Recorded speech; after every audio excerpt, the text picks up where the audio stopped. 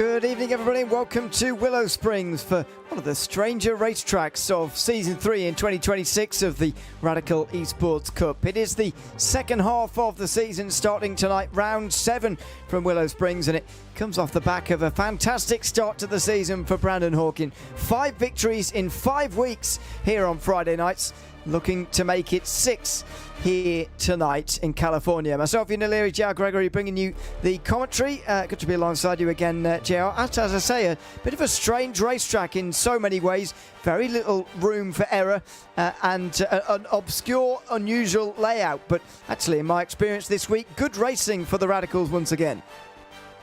Yeah, very interesting track as this pretty solid schedule rolls on. And look at our scenic view right here. Willow Springs located just outside of Los Angeles in the Mojave Desert. They're nestled up in the foothills, so a lot of elevation changes. And Ewan, this is actually the oldest road course continuously operating in the U.S., opened in 1953. So seldom used, but historic and pretty interesting venue here. Yeah, and to what I've been reading as well, it was initially planned to be an oval, hence its slightly odd shape, but it's obviously not. Here is the actual schedule. Willow Springs is today, at Lime Rock Park next week. Well, you think this is an obscure and short and odd racetrack? Well, that's going to take it to another level next week, although everyone knows Lime Rock very well. Zolder will be the week after that, followed by Phillip Island, Mosport, some very fast and flowing circuits there. Then Interlagos to round out the season, where all good championships end, of course. Brandon Hawkin is absolutely dominating the Radical Esports Cup so far in Season 3. He's 311 points in front of anybody else. Peter Eveny's having quite a good season. He's a long way ahead of James Barry himself. Then there's a bit of a smaller gap back to Kessler Larson and Jake Williams rounding out the top 5. Max Davies can count himself as part of that group as well, with a bit of a jump then back to Andre Castro, Heinz Braun, Pavel Gullickson and Menno de Graaf, who complete the top 10. In the Racesport TV standings, made up of races that we cover here on Friday nights, Brandon Hawkin is absolutely dominating there as well, having won the last 5 weeks in a row and finished second in the other race. Peter Eveny is behind by 65 points already. James Barry is then third in front of Jake Williams. Bit of a jump back to Castro, who's 1 point in front of Max Davies and Kessler Larson. Pavel Gullickson 8th, then a big jump back to Heinz Braun and Diogo Perez, who round out the top 10. A couple of those drivers down towards the back, including Perez, who's only been in the top 10 once this season, are a very, very long way behind. I mean, we could talk about Brandon Hawkin all day, really, because what a season he has had so far. Winning 5 races in a row. That is by far the best run that we've seen in the last year of the Radical Esports Cup, the last calendar year. Yes, we've seen Andre Castro win 5 in 5 appearances, but those were last season spread out across the first 7 rounds. Brandon Hawkin's been here every week, and he hasn't dominated every week, but he has won every week for the last 5. It's a remarkable record. Yeah, Hawkin definitely putting on a show out here as kind of a new arrival in the Radical community. And I'll tell you, Ewan, we've had the pleasure of speaking to him a couple times. And one of the things I really enjoy about him is his attitude. He is having a really good time out here. He's always relaxed and kind of carefree when he comes in to chat with us. And I always like to see that. What you were going to say is Canadian accent is what you enjoy. But anyway, we enjoyed that as well, of course. He's leading the session at the moment, and that is the end of the session indeed. Hawkin again on pole here tonight at Willow Springs to start the second half of this Radical Esports Cup season. It's a 1:09.8 just in front of Gullickson. He's the only one below 70 seconds, by the way, Brandon Hawkin. Have a Gullickson alongside. Julian Besterfeld is in third place in front of Andre Castro. Start from 4th. Lasse Sorensen back into the series tonight from 5th, with Max Davies in 6th. Chris Fritz and James Barry will be maybe disappointed with 8th. Cattell Larson maybe the same with 9th, and Heinz Braun rounding out the top 10. Very strong field tonight. Matthew Levin is 11th in front of Menno de Graaf, who snuck into the officials' top 10 this week. Patricio Silva and Dathy de Bercha rounding up row 7 in front of Krzysztof Mozanski in 15th, ahead of Stephen Garrett. Then Gert-Jan Randy Patters is 17th in front of Taylor Lane. Ryan Stringer and Daniel Bonovitz didn't set times, rounding out the top 20, and Anton Nielsen rounding out 21 drivers who we've got in the field tonight. A much bigger field, a slightly bigger field, I should say, than what we see normally, but the same strong field. Some actually top names coming back to the series in the likes of Sorensen and so on. So a really strong top 10 today, actually. Yeah, very interesting lineup here today, and qualifying super important here. It'll be interesting to see how the passing works out. Traditionally, track position very, very important here. Difficult to get moves done. We'll see some big moves very likely coming off of that pit straight, and we may see some creative contested entries into some other corners, particularly looking at turn 8 on the backside. Let's go racing for the 7th round of the Radical Esports Cup this season, and we are underway. It's not a great launch from Gullickson there, who immediately cannot challenge Brandon Hawkin on the way down in towards turn 1. He gets single file, as do the front 3. Bestfield as well. Castro tries to slip into 4th, and he does. He was very close to losing that position actually in towards turn 1 there, but he managed to slip down the inside and get through. It's a very orderly start from the leaders here at Willow Springs. Yeah, and Castro not holding anything back right there, coming off that line with his tires dead cold, and oftentimes you have to pounce here when the traffic is packed together off of the start, and Castro looking very racy, pressing Biesterfield there right away here early, as these cars may be training up here with a couple of long sections. Indeed, long section of straightish now, all the way down into the sweeper, which is a completely flat-out corner in the Radicals. And so, while it is a bend to the right, it is also a slipstreaming opportunity, and that just allows Castro to get a little bit closer before you've then got to go through the final turn. Really walking a tightrope between getting on that dirt and that sand on the outside, trying to maximise the entry, so get as close to it as possible, but not too close so as to grab the dirt and go straight on, but also not go too narrow and compromise your exit out the final corner. And because the barriers are so far away at that final turn, it's really impossible to see any reference points as you're going through there.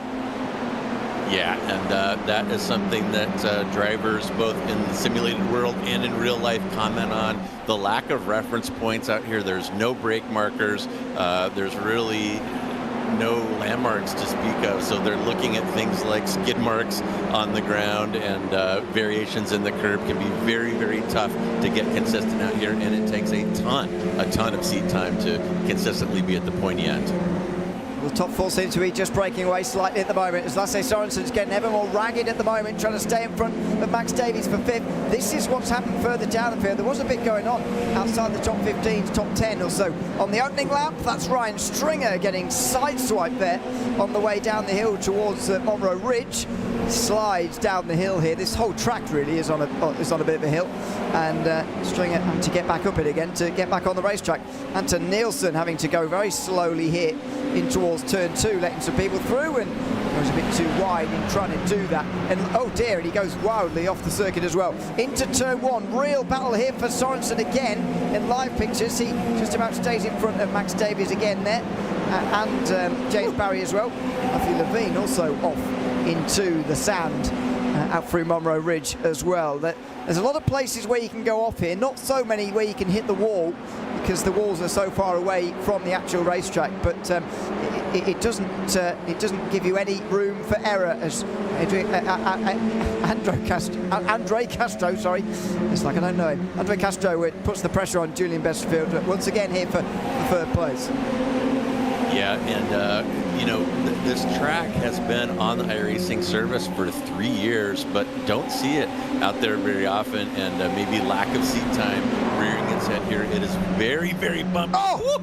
And there's Davies. somebody taking a big ride. That was Davies, and he's going to need a medic after that one. Goes off at high speed and hits that berm in the outfield. Yikes. So Davies off in the dirt. There's some sympathetic dirt driving in the back there, and that takes Castro through into P3. Now that was Biesterfeld going wide through the final turn there, and Andre Castro gets straight through. Oh, and another one off. Heinz Braun's off this time in towards turn 1. And oh, he's got through the cones and everything. He's miles off the racetrack here. It would have been maybe quicker. Oh, and he's bounced back on as well. Goodness me. It's a dangerous place sometimes, this racetrack, that's for sure. Lasse Sorensen able to get the position back again, for 5th position, but look at the train that he's got behind him, and look at the race that we're seeing here at the moment. Such drama happening into the final turn here for Max Davies, and into turn 1 for Heinz Braun as well. Yeah, Yeah, just a little bit of over-rotation right there. As I said, it is very bumpy out here, as you see replay of Braun getting a little help off into the dirt right there.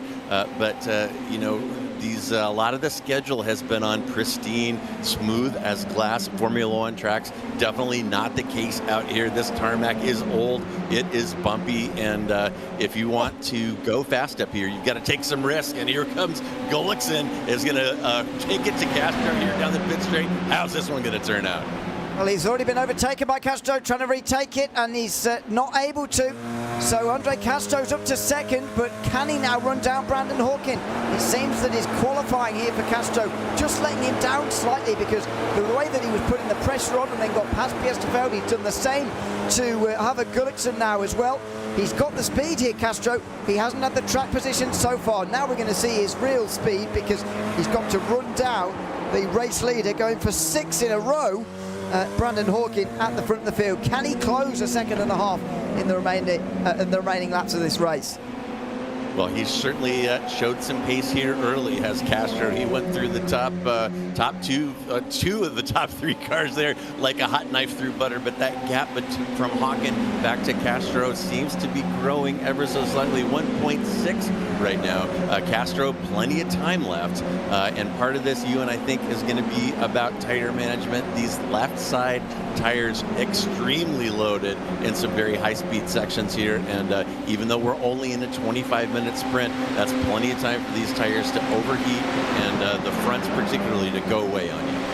Yeah, I've got to say, what I've learned from seeing some other races in the week is that if you spin or have a big slide through here, half spin even, your tyres do get to a temperature generally where you can't really recover. Now the track temperature doesn't actually look that bad, 24 degrees Celsius, 75 Fahrenheit at the moment. It's not too bad, but if you have a half spin or spin especially, those tyres are going to be very difficult to get back again in any sort of reasonable time, and yeah, you can just destroy them by driving hard as well.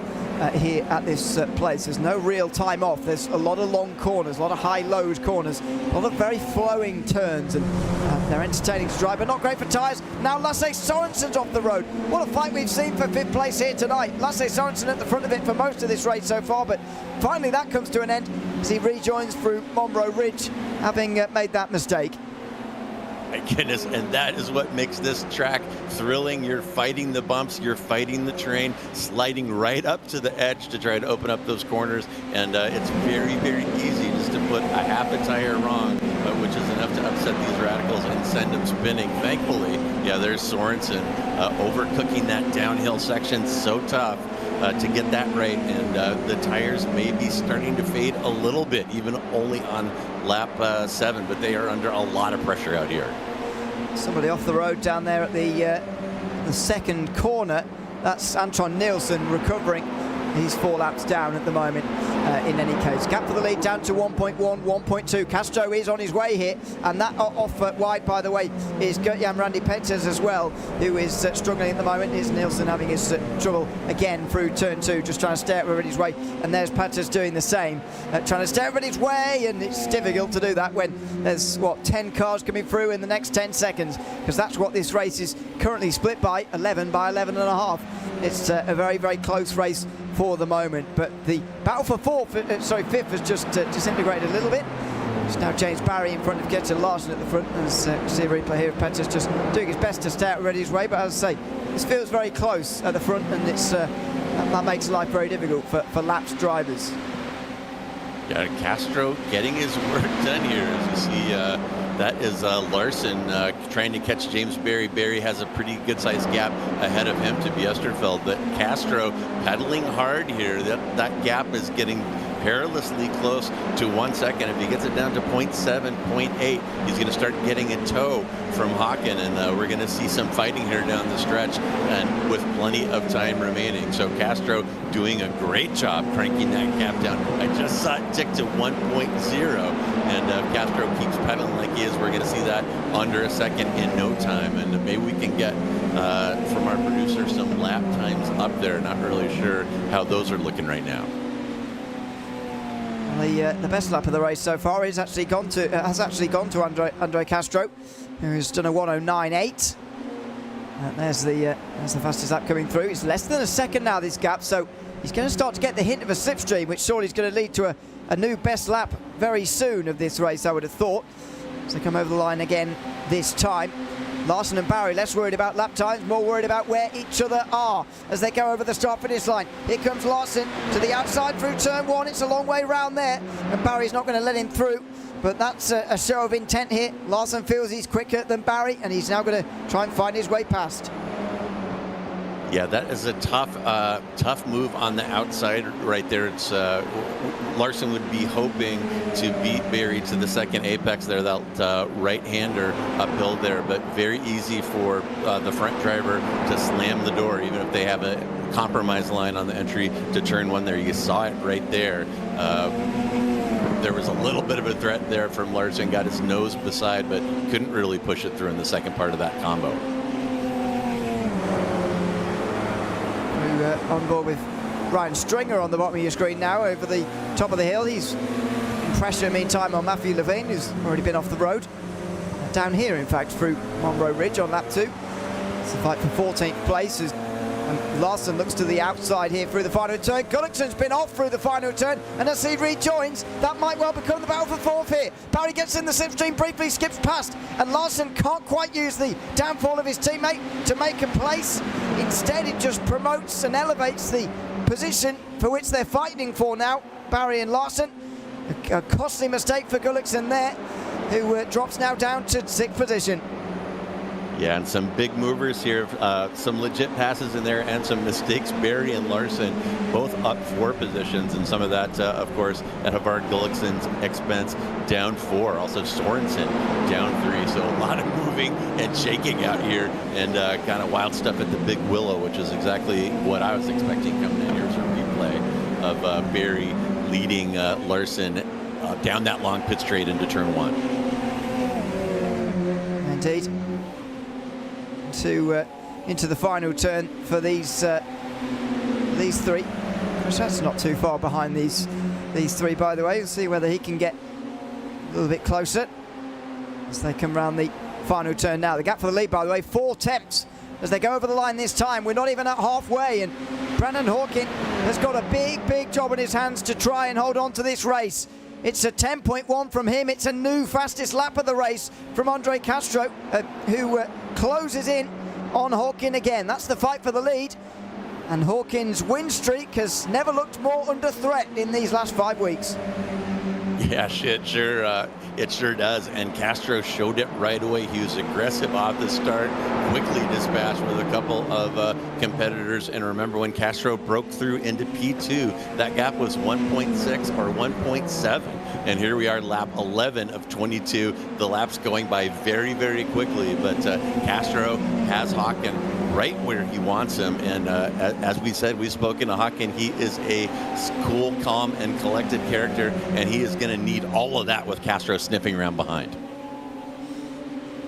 Certainly is, but how do you hold somebody back for so long at a circuit where it's not easy to overtake, but certainly for a driver with a speed difference like this, difficult to hold back. So what is going to happen between those two? What about those 3 further in behind? You see Castro gaining some time on the way down in towards turn 1 there. Not quite able to get through on this occasion. Is he going to fall, I wonder, into the position that Larson was with Barry, and now it feels like Havard Gullickson is as well, of struggling to get through in towards turn 1 and struggling to stay close enough through everywhere else. Maybe the track position will help Brandon Hawkin fairly significantly here.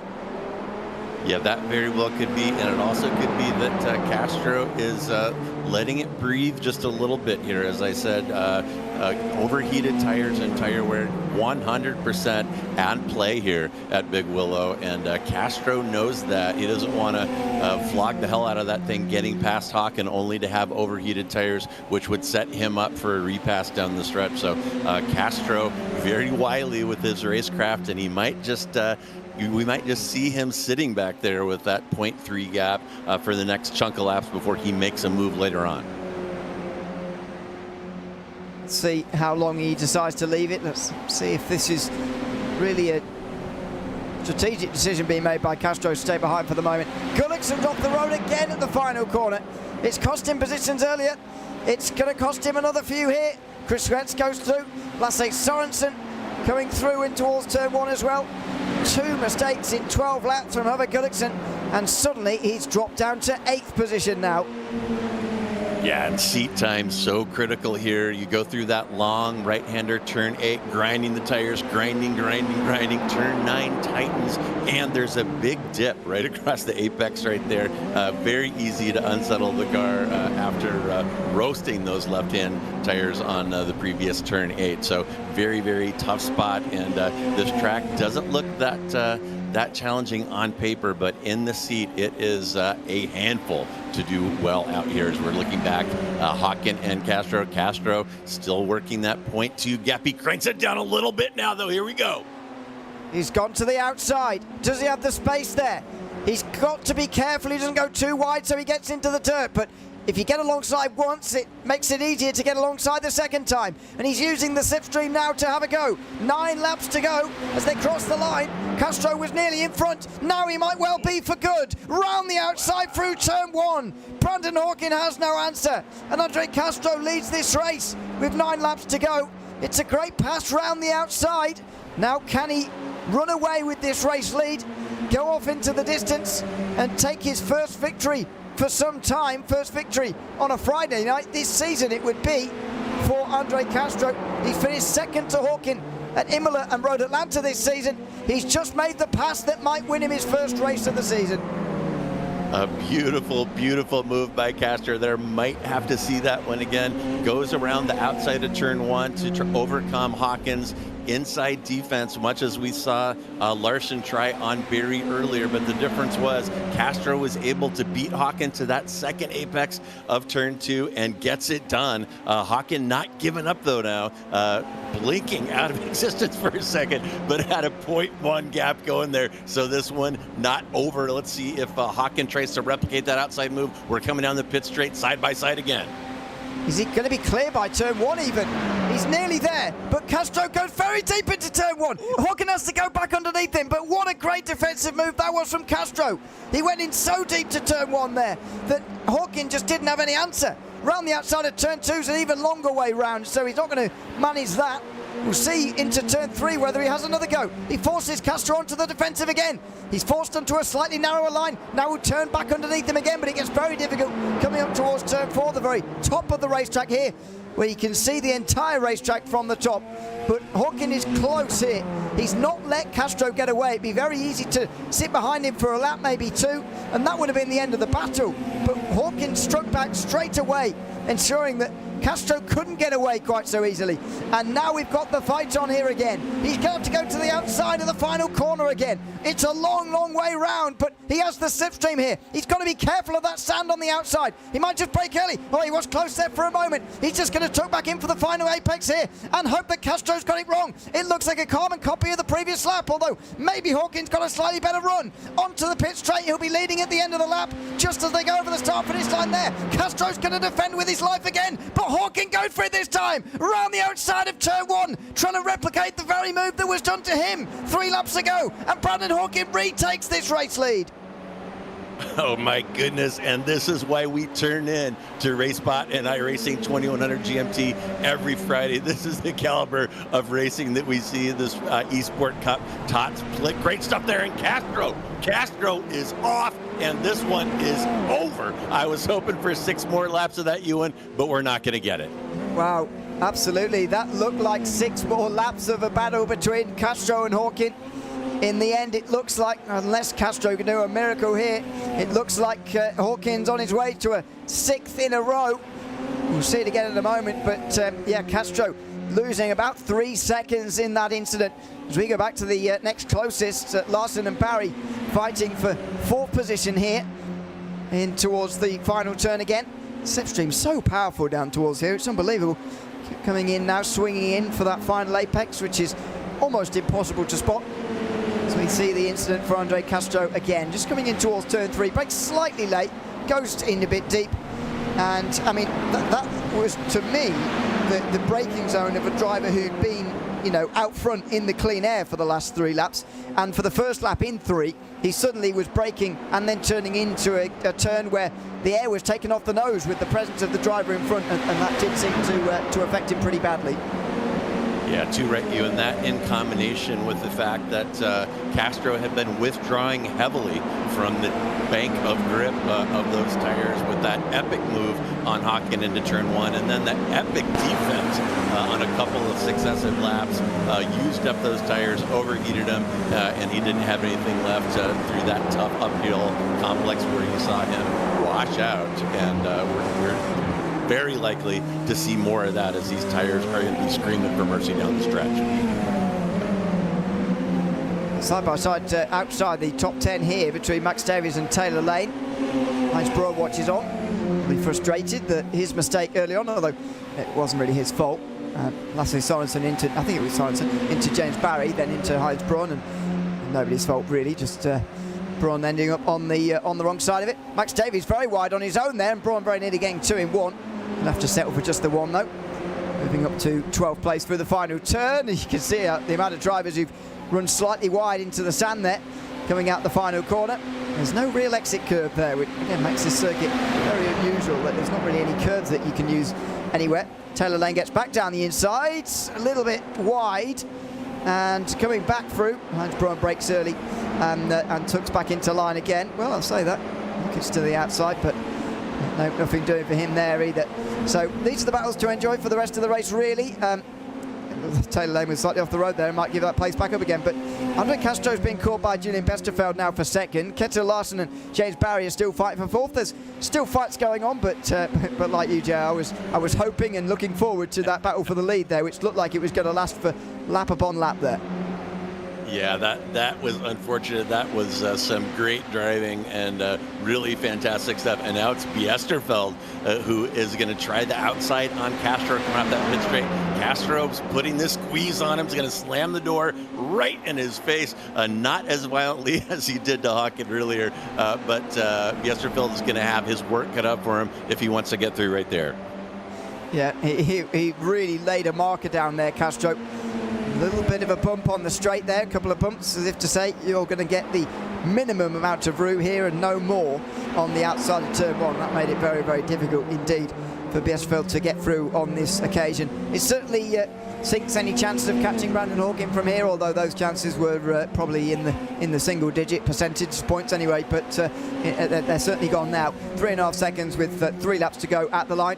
It's going to be 6 in a row for Hawkin, and I'll be interested to hear from both of them at the end of the day as to that battle and everything, because first of all, you've got to remember Castro started from 4th place in this race and had a couple of guys to overtake before he had to run down Hawkin and then make the pass and then hold on to it, whereas Hawkin got the pole and looks like he's going to go on to win this race. It'll be interesting to see what they both made of that battle there and see if they wish it had gone on for another 6 laps. It was certainly a fun one to watch.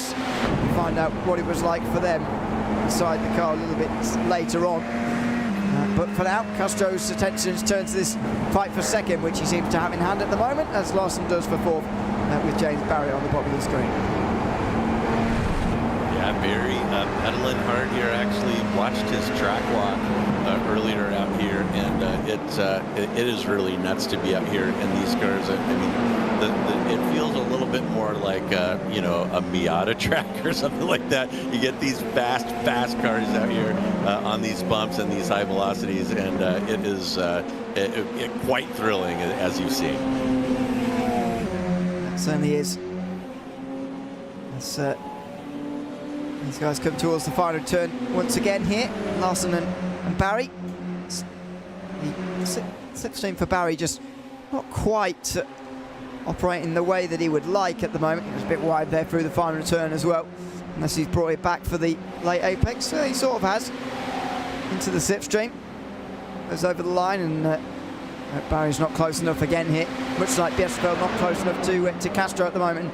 And this is the thing with Willow Springs, is if you're in the lead and you're faster than the driver behind, they might be able to stay in your slipstream and come along for the ride, but they can't overtake you, or at least it's very difficult to, as opposed to some other circuits where the draft really helped you stay in line.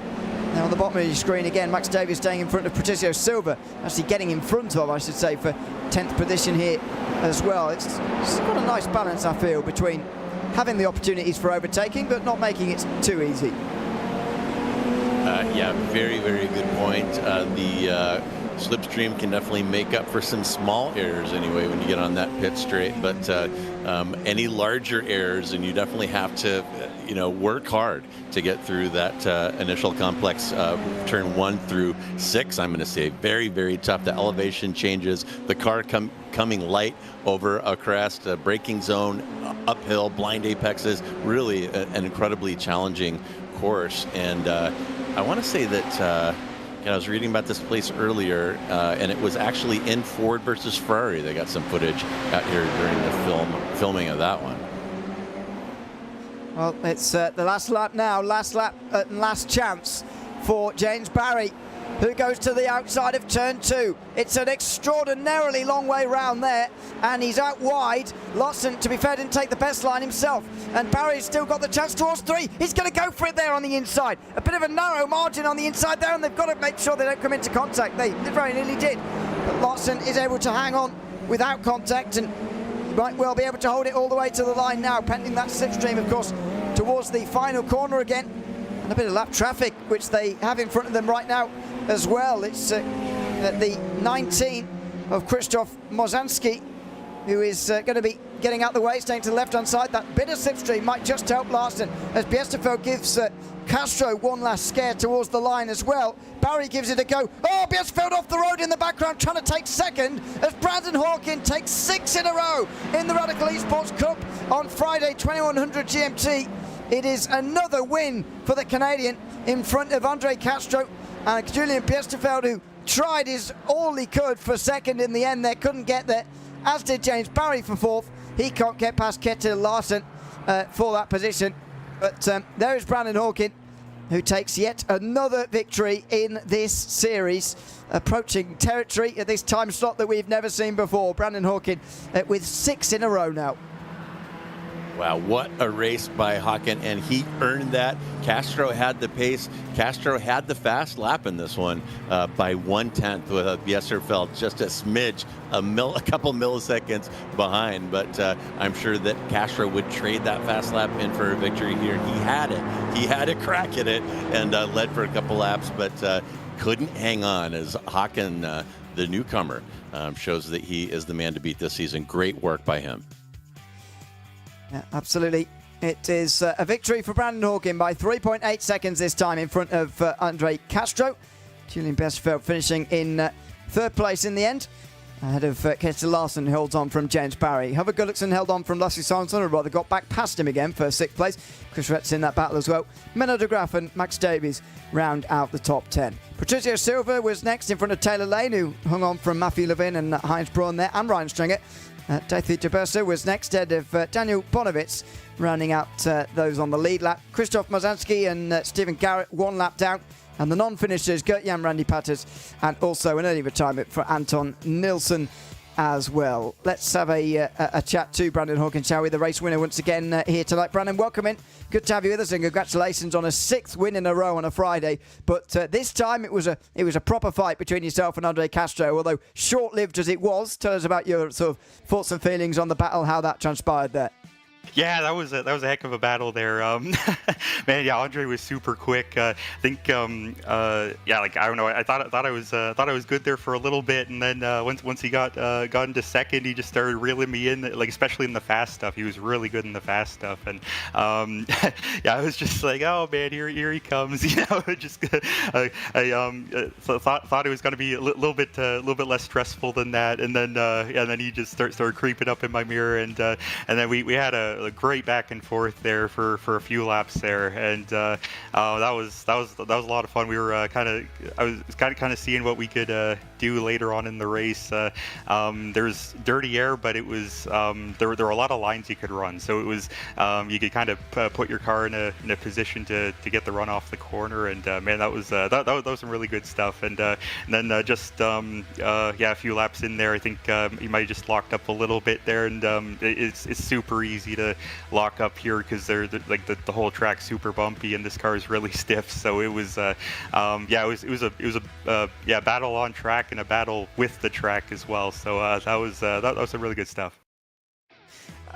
What's it like in that moment when Castro goes off the road there? I mean, of his own accord in the end, actually, and effectively gives you the gap which was going to give you the race win. What's the situation like for you? Because obviously, in terms of your emotion at that point, because you obviously want to win, but you must have been enjoying the fight as well. What's the sort of emotion when you see him go off like that behind you as he did? Yeah, I was having a great time, but I saw my peripheral car like going like way wide in the mirror, and I was like kind of like I don't know, I was like I guess glad that I didn't have to battle, but I also love battling. So it's I was glad that it didn't come down to the wire, but I was you know when you're a racer you want to race too. So it was kind of conflicting there, but no, it was at least we had like a few really great laps there, really like super hard fought racing there, and it was mixed emotions there, definitely, for sure.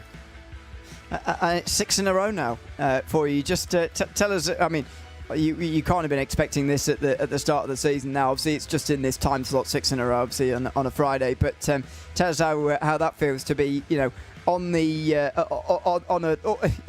in the sort of realms of records already with 6 in a row in this time slot here on a Friday night. Must be a great feeling to have. Yeah, it is, and it's been and it hasn't been easy like at all. It has been super tough every single race, and it's just been just like been in the right spot, or like things have happened, and I've done the best I can, and it definitely wasn't for like a lack of trying or anything. It was like extremely tough. We've had a battle like every single race, and it's just been just super close every single time. But so it's gonna end at some point. I know that, but well, I'll just keep doing the best I can, and it's just been like a fantastic racing all season. Congratulations again, Brendan, on the win tonight. Thanks for chatting to us at the end as well. Thanks, guys. We'll see you next week. Thanks so much. Brandon Hawkin, the winner here tonight, in front of, obviously, Andre Castro and Julian Westerveld. Neither of those are in the waiting room at the moment. Ryan Stringer, they're waiting for a chat as well, and we'll bring him in as well. Ryan, welcome in. Good to have you with us as well. 15th place finish for you in the end tonight, in quite a battle at the end there with Taylor Lane, Matthew Levin, and Heinz Braun as well, all in front of you at the line. How was that battle coming towards the flag there with those three? I mean, the battle with Matthew throughout the whole race was really good. I mean, we both had some issues down the little off-cambered corner towards the back straight. I got hit off on the first lap, and I think he just went off on the lap 2. So from lap 2, we were sort of just nip and tuck, battling with each other, and then coming to the last 2 laps, we just caught up to Heinz and Taylor Lane, which was quite interesting, because I thought he was going to get past both of them. I don't know what happened to them, both of them. I mean, Heinz must have had damage. He's usually fairly rapid with these. So coming to the line, it was a bit scary, because I thought I might have had the upper leg on Heinz, because I thought he went a little bit deep into the final corner, but unfortunately didn't make it. But you have some good results, you don't sometimes.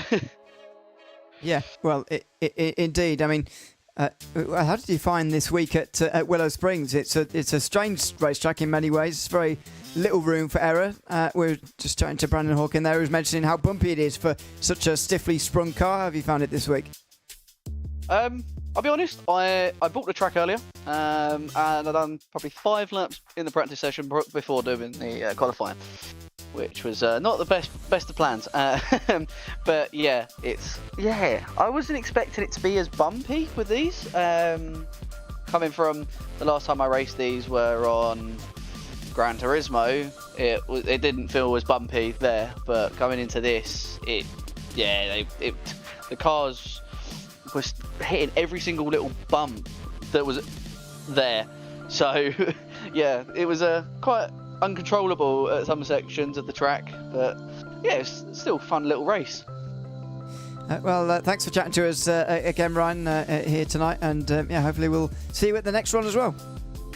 Hopefully. Yeah, thanks very much, Ryan Stringer, there chatting to us at the end. 15th place for him in today's finish. Doesn't look like the other podium drivers are going to join us, but what a race that was, JR, with cut short on that lead battle a little bit, which is a little bit disappointing, obviously, but it was a great fight while we had it between Brandon Hawkin and Andre Castro, and we're seeing history being made in front of our eyes here. Brandon Hawkin winning 6 races in a row here on a Friday night. Just an extraordinary run. Yeah, to your right. Great stuff by both of those drivers up front. Great racecraft and nice, respectful driving up front by some very highly rated and very skilled drivers. So great stuff, as always, here at our 2100 GMT broadcast. And quick shout out to Kettle Larson. We didn't mention him being one of the hard chargers up 5 into P4. So great work by him. Next week it will be at Lime Rock Park, even shorter circuit than this one. Make sure you join us again, 2100 GMT, on a Friday for the next round of racing. Week 8 already of the Radical Esports Cup this season. That will be live on the iRacing and Racebot TV YouTube channels, of course. So very much hope to see you for that one. I've been Neil O'Leary alongside J.R. Gregory in the commentary box with Ramiro Augustin Cisneros behind the cameras of this Racebot TV and iRacing broadcast here tonight. Until we see you at Lime Rock Park next week, it's goodbye for now.